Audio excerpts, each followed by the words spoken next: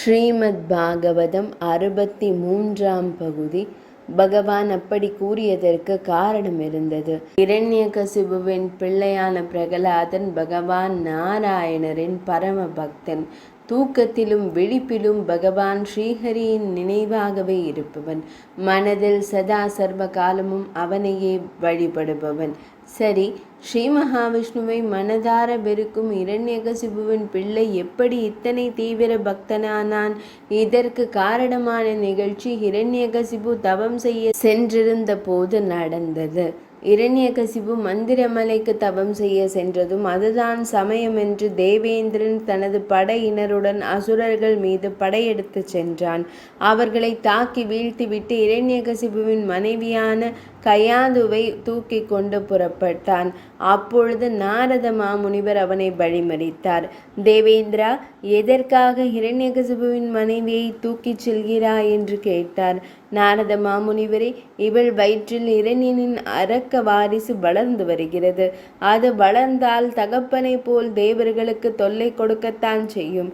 எனவேதான் கருவுடன் சேர்ந்து இவளை நான் கொல்லப் போகிறேன். தேவேந்திரா, நீ எத்தனை பெரிய தவறு செய்ய இருந்தாய் தெரியுமா? இவளுக்கு பிறக்க போகும் குழந்தை பகவான் நாராயணரின் பரம பக்தனாக உலகமே போற்றும் அளவிற்கு புகழ் பெற போகிறது.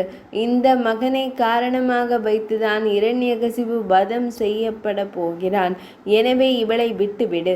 தேவேந்திரன் மனம் மாறி இரண்யகசிபுவின் மனைவியை நாரத முனிவரிடம் ஒப்படைத்து விட்டு சென்றான்.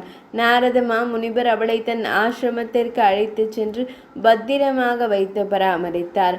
பிரகலாத ஆழ்வார் அவள் வயிற்றில் கருவாக இருக்கும் போதே திருமாலின் பெருமைகளையும் அவர் மீது செலுத்தும் பக்தி யோகத்தையும் ஞான யோகத்தையும் உபதேசித்தார்.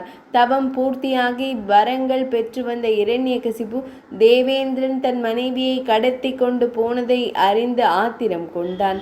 பின் நாரத மாமுனிவர் அவளை காப்பாற்றி பாதுகாப்பாக வைத்திருக்கிறார் என்று தெரிந்து அவருக்கு நன்றி தெரிவித்து தன் மனைவியை அழைத்து கொண்டு அரண்மனை திரும்பினான்.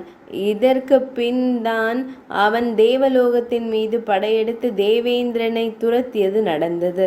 நாரத மாமுனிவரிடம் கருவிலேயே உபதேசம் பெற்ற பிரகலாத ஆழ்வார் பிறந்த பின்பும் ஸ்ரீ மகாவிஷ்ணுவின் பரம பக்தனாகவே இருந்தார். இது நெடுநாள் வரை இரண்யகசிபுவிற்கு தெரியவில்லை. பிரகலாதனிடம் பேரன்பு கொண்டிருந்தான் இரண்யகசிபு. அவன் கல்வி கற்கும் காலம் வந்ததும் சுக்ராச்சாரியாரின் மைந்தர்களான சண்டன் அமர்கன் என்ற இருவரிடமும் கல்வி கற்க குருகுலத்திற்கு அனுப்பி வைத்தான்.